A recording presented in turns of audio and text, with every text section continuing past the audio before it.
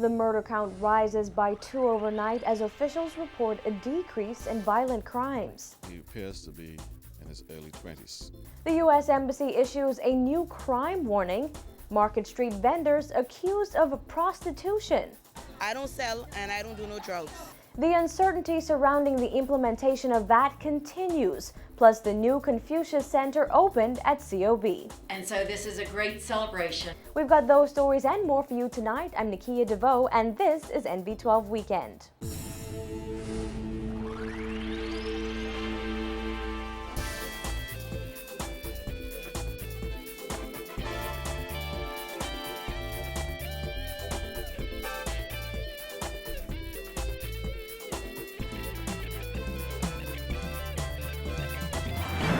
Good evening, everyone. Thanks for joining us here at NB12. Here's what's coming out of the newsroom this weekend. 2 men murdered overnight, and police believe the fatal shootings are connected. At last report, officers had no leads and no motive, and they say they need your help solving the crimes. These latest incidents come on the heels of the National Security Minister's announcement that violent crimes have significantly decreased.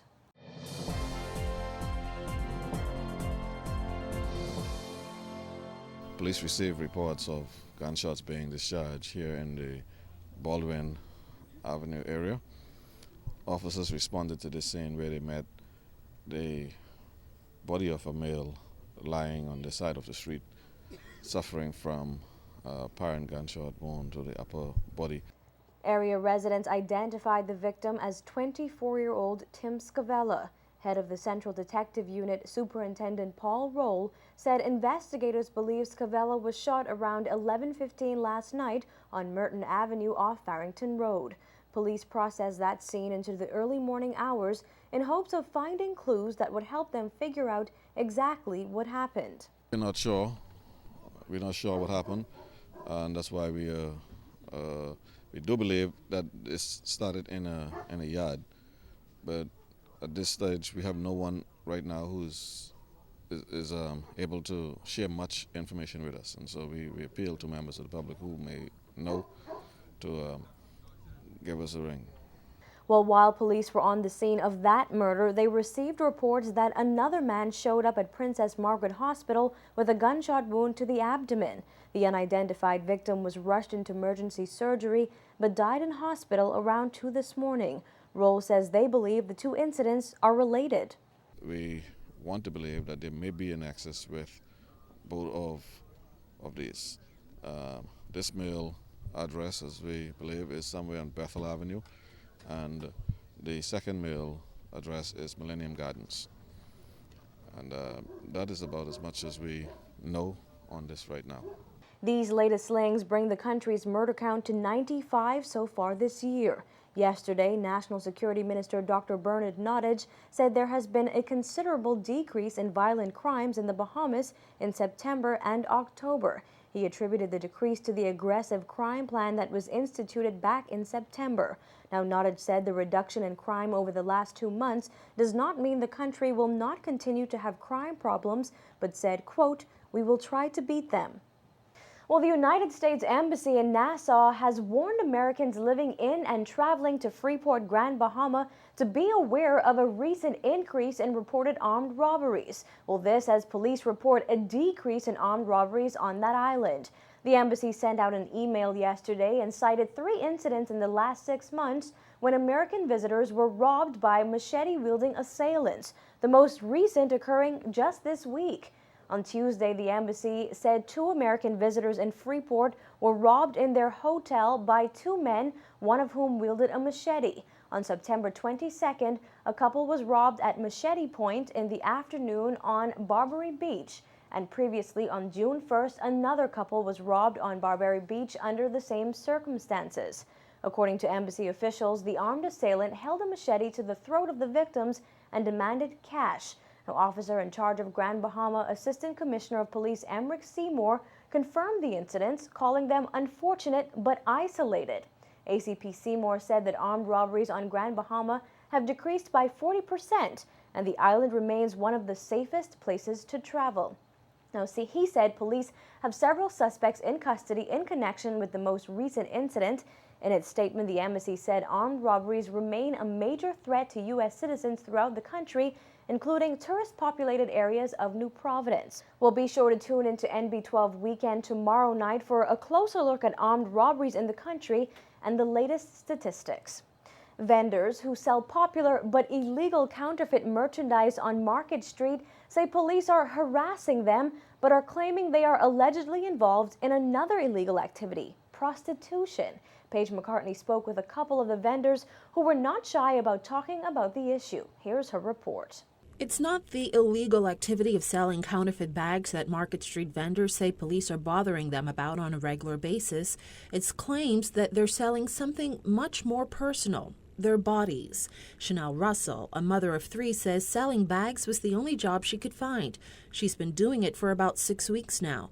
But the vendor said it's becoming embarrassing when police approach them while they're trying to solicit sales, accusing them of prostitution. And then they're accusing us of prostitution and selling drugs and other illegal stuff. I don't sell and I don't do no drugs. You know, I'm just trying to make a living to support myself. I have an apartment, I pay rent. You understand me? I'm just trying to live because there's no jobs for that. I applied every government place, you understand what I'm saying? If you don't know nobody in this town, ain't nothing happening for you. So you have to do what you gotta do. Raquel Mackey, a mother of 4, says police visit the area on a regular basis, making it very difficult for them to do what they're actually paid to do. We were harassed by the police for the past from Monday. We were harassed by the police because they saying that the market people told them we do prostituting through here, we sell drugs, and all sorts of stuff talking around here. We young people, we don't have no job. You see what I'm saying? The Prime Minister them need to work something out with us through this corner, or less give us jobs. Because if they can't find nothing for us to do, what they want us to do. Now, if they want me to come to our house, I'm telling me I sit down with my 4 children, I can do that. I don't have no problem doing that. Richard, I can start them and I can bring them, I can take them out of school, don't let them go to school tomorrow, and I can bring them on Monday and bring them to the house. I'm telling me, wait till they come out to find a job. It's hard on single mothers. Single mothers out here is hustling. The vendor said if selling these counterfeit bags is illegal, then police should have the stores closed down rather than harassing them on a regular basis. You're aware that selling these counterfeit bags is illegal, though? Well, if it's illegal, why they give the people shop license? If it's illegal, why you give the shop people a license? The tourist is not complaining about the bags. They're not complaining about anybody. The tourists I'm saying if they can't buy the bags, they don't need to come into the Bahamas. All right, but then, to be honest with you, they focusing on down, the crime over the hill. Come on now, the crime over the hill. Why everybody down, and nobody over the hill? All the police this way. Ain't none over the hill. Them side over the hill, they must be working, but they ain't working as hard, I don't think. So there's no prostitution happening? Ain't no prostitution, ain't no loitering or nothing. When the tourists walk through, we only ask them, do you want to see that bag? If they say no, that's it. We don't harass them to go buy no bag. We only ask them a question. If they say no, no it's no. If they say yes, yes, it's yes. But if they have a problem with it, or the commissioner or whoever have a problem with it, they need to find job first. Police would not confirm whether they are currently investigating claims of prostitution at Market Street. However, Assistant Commissioner of Police Anthony Ferguson, who is in charge of major crimes, said just like all crimes, when there are reports of prostitution, police have to look into it. It is not our remit to lax any law. So as long as on the book, we deal with it. Mm-hmm. As you can see, we have executed warrants on any number of clubs that where illegal activities are taking place. We find persons who are breaching the immigration laws. They are taken into custody and turned over to immigration. Those are the persons who are breaching the other aspects of the law, and they are charged. Reporting for NB12, I'm Paige McCartney. In other news, discussions in the private sector over value-added tax continue. Bahama executive Robert Sands took note of his concerns in a recent interview. He said although VAT will improve government revenue, more information is still needed before the tax comes into effect. Dana Smith has that story. Taking note of the continued uncertainty surrounding that implementation, Sands said there are still a lot of unanswered questions. He said the government should not introduce a new tax until all the mechanics are in place and the country is completely ready. I believe that the country requires some form of taxation to generate revenue for the government. Otherwise, we cannot continue to sustain the way we continue to operate. But yes, I think companies would wish to have more answers sooner than later. We're getting answers to different questions in pieces. I think it is very important that all the answers are rolled out so that the business community and communities such as ours can be comfortable with what is to come, and so that we can be totally aware what will be exempt, what is not exempt, and also that we can plan for this eventuality that I think will happen.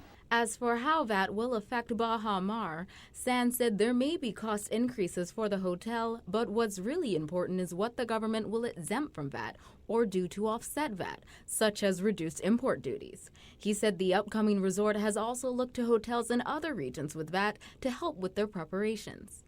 How we've seen it, and we think that there would be some cost increases, but there are going to be a number of cost-neutral impacts. We're replacing room tax, which is 10%, with VAT at 10%. So that's cost neutral, and that is one of the biggest elements to us. If the government holds out on discussion regarding VAT on electricity and casualty and property insurance, that is also very big for us to, which will help the cost to go down. Yes, in our analysis of a number of hotels throughout the region, that they've been coping with it. In other places, they've had their issues. But I think we have to look at the big picture. The country does need some type of strategy or initiative to garner increased revenue for the government, and VAT is a way of achieving that, Sands said. However, he continued, the implementation and the rolling out of the program must have the full support of all the stakeholders in order for VAT to be effectual and effective. VAT is something that obviously will work to generate much-needed government revenue, and I think in terms of the country, in the long term, we will be better off having implemented without it. But still a lot of work has to be done, a lot of education has to be done, and a lot of unanswered questions have to be addressed. Sands explained it will only be through continued dialogue and discussion between the government and stakeholders that the full benefit of VAT will be realized. Reporting for NB12, I'm Dana Smith.